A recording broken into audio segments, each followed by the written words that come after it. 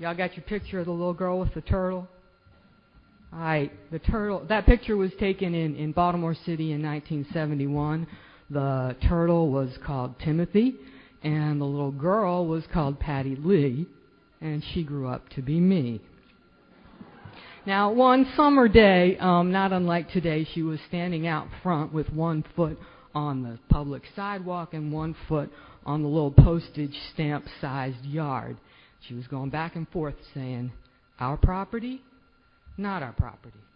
Our property, not our property. Our property." You get the picture. She was troubled. She was trying to figure it out. And no matter how hard she thought about it, she couldn't figure a way that it was fair. She knew that her grandparents had bought the house from whoever had it before, and they bought it from whoever had it before on back to when it was built. But she couldn't figure out, how did that piece of land come to belong to any particular person? So she thought back to what she learned in school about the Pilgrims and the Indians, and she imagined a pilgrim with his musket building a fence and threatening to shoot anybody who came onto what had become his property. And it didn't seem right that the animals and the trees who used to belong just to themselves suddenly belonged to him just because he had a gun. And if it was wrong for him to do that, then what about the person who bought it from the person who bought it from the person who bought it from the person who bought it from him? How could they then say, "This is my property"? So, quite by accident, in the course of her childish musings, little Patty Lee happened upon a truth that many adults never seem to quite figure out. Property is violence. So, it's fitting, I guess, that she grew up to be here talking to you today, aiming to convince you that things like breaking locks or tearing down cages or disabling bulldozers or other methods of interfering with property are in fact anti-violent actions. I also, look, I'm going to run out of time. I also aim to convince you that demonstrating on a public sidewalk is always okay, no matter what the defenders of the sanctity of private property bounded by those sidewalks might say. All right, property is violence. Listen, the division of the world into countries bounded by borders, policed by armies, has been and continues to be a violent process that hurts both human and non-human animals. The further subdivision of nature into little bits and pieces of property to be bought and sold interferes with ecosystems, breaks up families and habitats of animals, cuts off animals from vital resources like watering holes. Fences enslave and enclose animals and eventually lead to the process that turns animals into little bits and pieces to be bought and sold. Property is violence. I say it's time to tear down those fences and give back the animals their bodies and their habitats.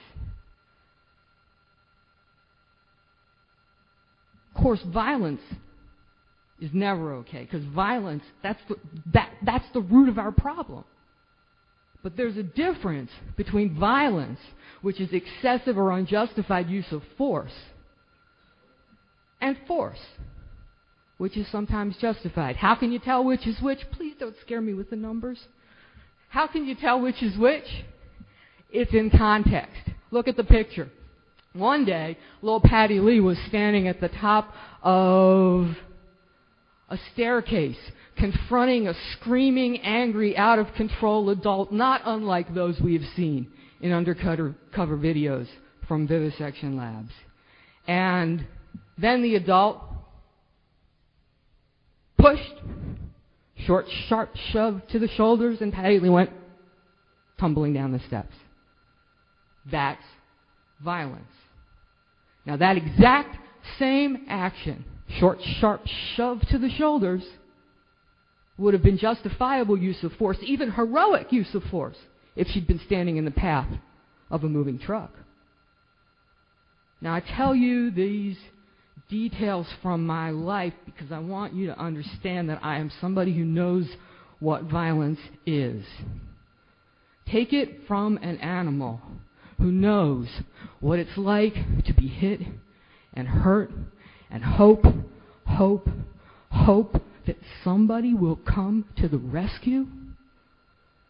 Breaking chains is not violence. Tearing down cages is not violence. Tossing a monkey wrench into machines that kill animals is not violence. Carrying a terrified animal to safety, that's not violence. And certainly picketing on a public sidewalk to expose the violence that goes on behind closed doors could never, ever be violence. You can clap while I figure out what I'm going to say next. All right, look at the picture. What if she was trapped in that row house and it was on fire? Wouldn't you break down the door to save her? What if she saw that turtle being tortured in the basement of her neighbor's house? Don't you think that she would climb in that window? And don't you think she would break that window if she had to? And don't you think she would match her little muscles against the muscles of the torturer if that's what it took to save that turtle from being tortured? And now what if the little girl or the turtle was in a vivisection lab and that's where the torture was taking place? What if that little girl learned that the homes of that turtle and his whole family were going to be bulldozed to make room for fancy houses for people who already had a nice place to live? Don't you think she might put a little sugar or sand into the gas tank? Wouldn't she take a monkey wrench to the engine if she could? I think she would. And what if she learned that her neighbor was torturing puppies at his job? Can't you just see her marching up and down the sidewalk with a picket sign? Now, of course, she'd be very careful not to do anything that would scare the dogs or cats or children living in that house or the surrounding houses. But wouldn't she want to tell the world, this man hurts animals? And wouldn't that be her right? Tell me, would it? All right.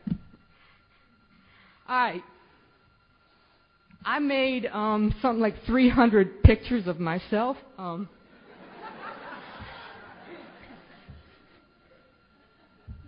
Not because I'm so egotistical, but because I wanted to give you something to hang on to remember what I said tonight. What I want you to remember is that there's a difference between force and violence. What I want you to remember is that violence is never okay, but that force is sometimes necessary, and the distinction always is in the details.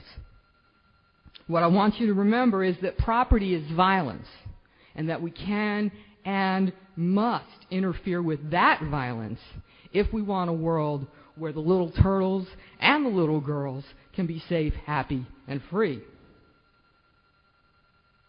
Not everybody has to do that work, but we all have to be in solidarity with those who do. So if you ever find yourself getting ready to denounce or distance yourself from the brave and loving activists who risk their own freedom to give animals their freedom and protect their habitats, I want you to look at that picture and remember the things I said today. And if you're one of those brave and loving activists, you know who you are. You know what you need to do.